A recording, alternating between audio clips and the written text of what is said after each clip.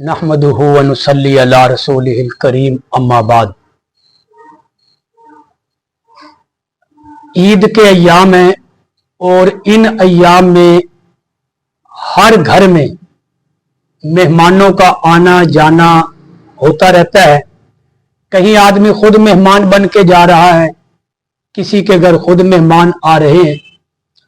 तो मेहमान नवाजी के मुतालिक अल्लाह के कुरान ने भी बड़ी अहमियत बयान की है और नबी करीम सल्लल्लाहु अलैहि वसल्लम ने भी मेहमान नवाजी की बड़ी फजीलत बयान की है कि कुरान पाक में कई वाकयात हैं। उनमें एक वाकया इब्राहीम अलैहिस्सलाम के मेहमानों का भी कुरान ने बयान किया और ये कह के बयान किया कि क्या तुम्हारे पास इब्राहीम के मेहमानों की बात पहुंची है कि इब्राहीम अलैहिस्सलाम के पास फरिश्ते मेहमान बन के आए थे और इब्राहीम अलैहिस्सलाम ने उनकी मेहमान नवाजी के लिए फिलफोर बछड़े का गोश्त जो है वो खाने के लिए तैयार करवाया।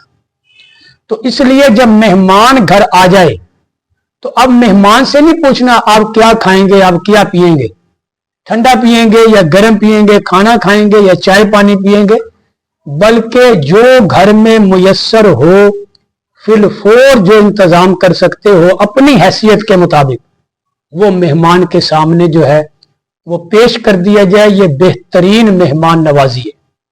हाँ, अगर पता हो कि मेहमान बीमार है, इसको कोई मसला है, परहेजी खाना खाता है, तो फिर पूछने में हर्ज कोई नहीं है, फिर पूछ लिया जाए तो बेहतर है। वगरना जितनी अपने अंदर हिम्मत है और अपनी हिम्मत से बढ़ के भी नहीं कि सर पे अपने कर्ज का बोझ चढ़ा लिया जाए, इतना जो है हातम ताई बन जाए कि कर्ज ले लेके मेहमान नवाजी करते रहे, बल्कि अपनी हिम्मत वुसअत के मुताबिक अच्छे से अच्छे खाने की मेहमान नवाजी की जाए। तो ये इब्राहीम अलैहिस्सलाम ने भी मेहमानों की मेहमान नवाजी की, अल्लाह के कुरान ने उनकी मेहमान नवाजी बयान की। इसी तरह नबी करीम सल्लल्लाहु अलैहि वसल्लम ने फरमाया इन्ना लिज़ैफिका अलैका हक्का, कि मेहमान का तुझ पे हक है। तो मेहमान आए तो मेहमान के आने से दिल बर्दाश्ता नहीं होना चाहिए, मेहमान के आने से जो है वो दिल के अंदर तंगी नहीं होनी चाहिए, बल्कि मेहमान के आने पर खुश होना चाहिए कि अल्लाह ने हमारा रिज़्क बढ़ा दिया है, कि मेहमान अपना रिज़्क खुद लेके आता है। ये नहीं कि हमारे पास से मेहमान कुछ खा के जाएगा, मेहमान अपना रिज़्क भी लाएगा और हमारे रिज़्क में बरकत भी लाएगा।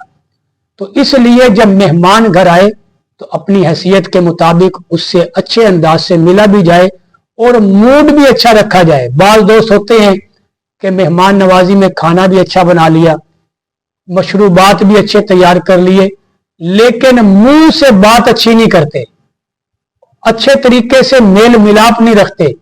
शेख सादी रहमतुल्लाह अलैह ने फरमाया कि अगर कोई मुंह बनाकर मुंह बिगाड़ कर तुम्हें मिठाई भी दे, रोस्ट ब्रोस्ट भी खिलाए, तो उसका खाना ना खाया जाए।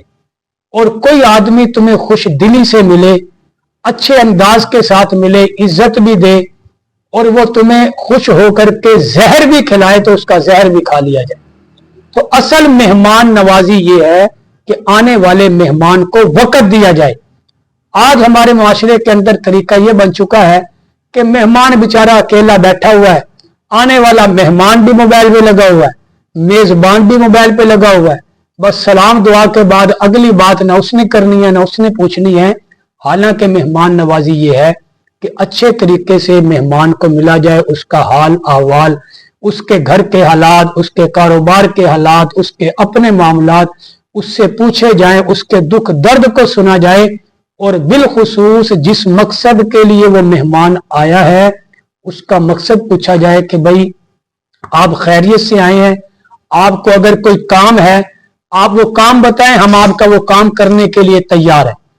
तो ये असल में मेहमान नवाजी का हक है, उस मेहमान का हक है कि उस मेहमान का हम ये हक अदा करें।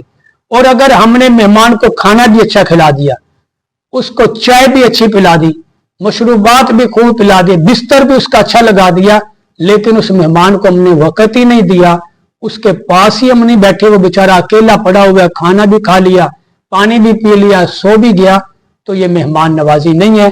ऐसी मेहमान नवाजी को ना अल्लाह पसंद करता है, ऐसी मेहमान नवाजी को ना अल्लाह के नबी ने पसंद किया है, और ऐसी मेहमान नवाजी को खुद मेहमान भी पसंद नहीं करता कि ऐसे खाना तो किसी गैर को भी दिया जा सकता है। तो इसलिए कोई रिश्तेदार आए, उस रिश्तेदार को अच्छे तरीके से मिले, उसकी बात सुने, उसके पास बैठे, उसके जो इकराम आप कर सकते हैं वो करें। मेहमान नवाजी की बड़ी फजीलत है कि रिज़्क़ के अंदर अल्लाह बरकत पैदा कर देता है। अल्लाह पाक हमें इन बातों की समझ नसीब फरमाए।